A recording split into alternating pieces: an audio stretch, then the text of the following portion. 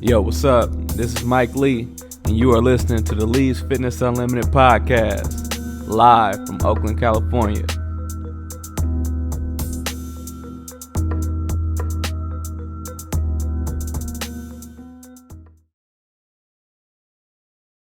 Hello, this is Mike Lee, and I got two very special ladies with me today. My Granny Marva Lee, and my auntie Lisa Harris.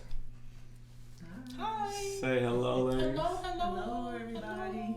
And today is another episode of the Lee Fit podcast. And today's episode is special because it was just Breast Cancer Awareness Month. And unfortunately, we weren't able to do this during the month of October because there was just a lot going on. But I still felt it was important to talk about. So both of these ladies here are cancer survivors. And I just want them to share their story or how they feel like it, anything that you feel like can help the next person. So, okay, so the first thing, I'll start off with you, Granny. How was it that you found out that you had breast cancer, or what were like the early stages of that experience for you? I found my own lump, and which is so important for people, for women to self-examination is so important. You should always do that at least once a month.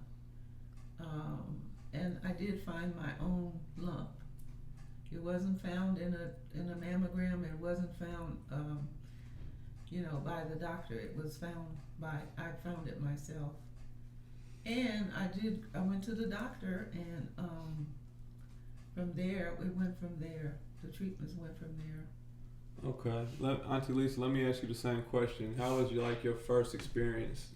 I found my lump in the shower, and because women's hormones can fluctuate over the month, I said, let me chill out for a second, see what happens, whether it goes and comes, and it didn't. It got big. Well, it felt like it wasn't there, and then it was there, but it felt like it was getting bigger. So I waited, and then I went to the doctor. And from the first time I went to the doctor, they said, "Oh, that's not right. That's not good at all." So, but it's very important to know your own body. Women have to know their own bodies and know what was there, what wasn't there, what's there now. That's really, really important. Exactly. Men and women should know their own bodies. That's true. I always tell my clients that to listen to their bodies. That's right. Trust what you feel.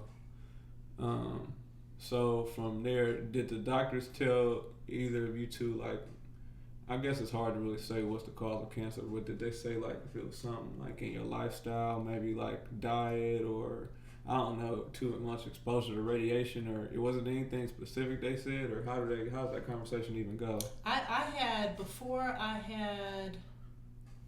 it was after I had chemotherapy and radiation, I did genetic testing because they wanted to see whether, many times when women have breast cancer, they want you to take out the thing that comes secondary to that is often ovarian cancer, and that's usually the thing that kills many women.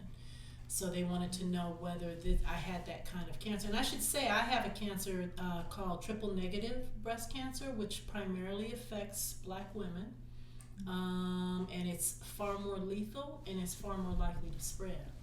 Do you know why that is, that it affects Black women more likely than other women? I don't know whether they know why that's true, but I do know that's who it shows up in more.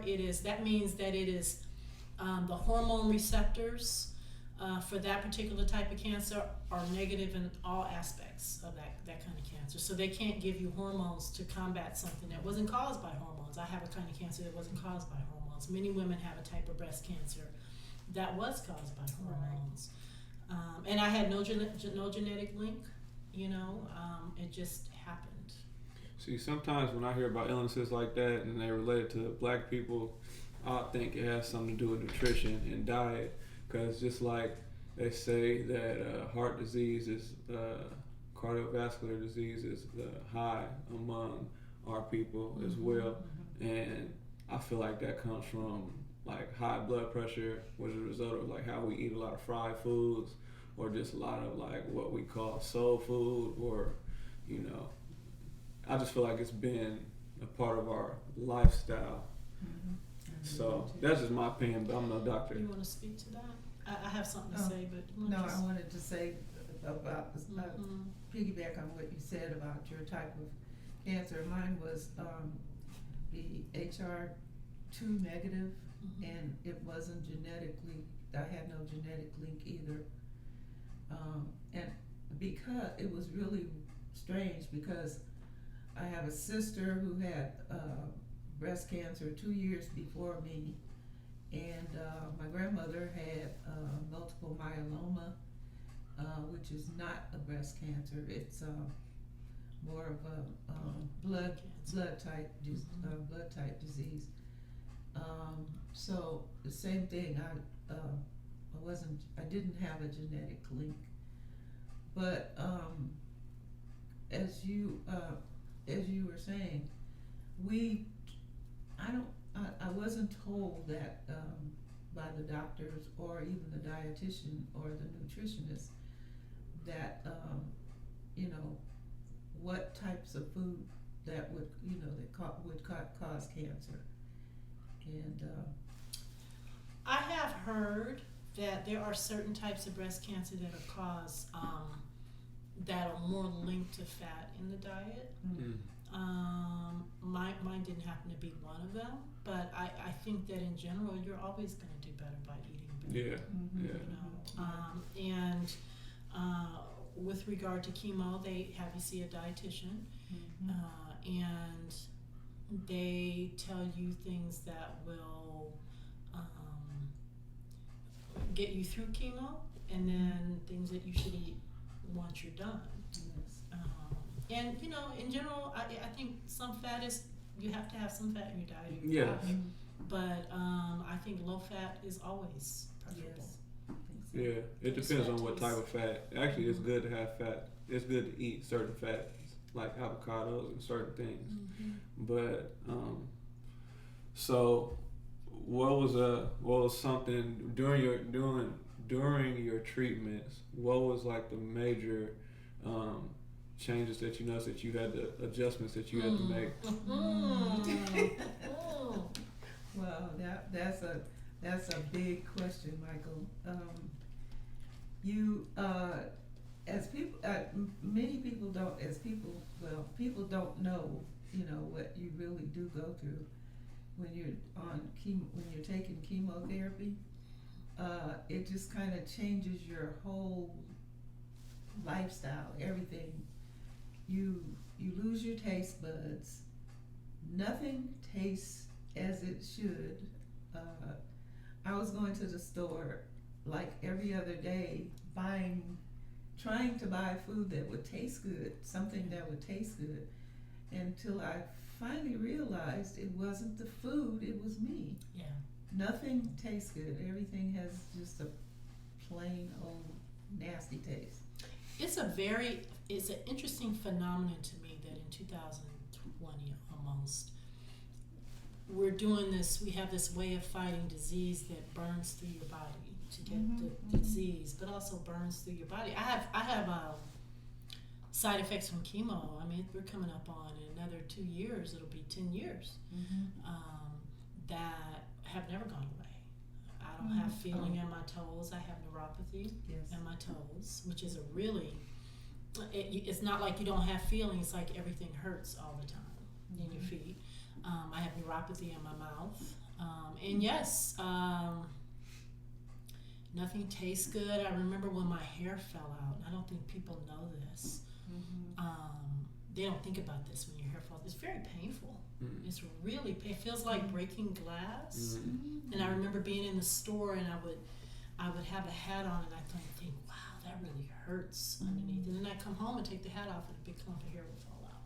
And my hair never grew back the way it was, which is fine. They say your hair grows back a different color. It grew back a different color, but it kept trying to be white, so I just let it go white. Different texture. But I think more so than the treatment, don't you think that the whole experience just changes you? Yes, it does. And speaking of neuropathy, it's been about since 2016, I believe. Yes, 2016, when I was going through chemotherapy, and I've had neuropathy since then. I have my fingers. I mean, it just, if I don't take my medication, my fingers just feel like they're just gonna tingle off the ends, and my feet are numb. I don't have the same tingling that I have in my hands, but my feet are numb, especially my left foot. And I had a scalp condition before I had chemotherapy, which caused me not to have hair anyway. But I wouldn't have had hair. I mean, I don't have hair still, and I think part of that was from the chemotherapy. Yeah, we've got an interesting approach to disease, which I'm not saying is a bad thing. I think that modern medicine has come very far in identifying what kind of cancer you have and what kind of medication will pinpoint that kind of cancer and take care of it. So we've been very fortunate, but it's still an interesting. It's like taking a blowtorch through your body. Yeah. Oh, yeah. You know. My speaking of that, my oncologist she was right on as far as giving me the right kind of medication, and I really believe if I hadn't had her, maybe it's because I have so much faith in her, I really believe that if I hadn't had her, I would not be cancer free now. You know, the other thing that I want to mention is that women, not only women have breast cancer. That's right. As someone everybody knows, Beyonce's father currently has breast cancer now. Currently, he's going through treatments. Yeah, he said his was genetic. He says it was genetic, but that could be the case. And it could also be the case of certain lifestyle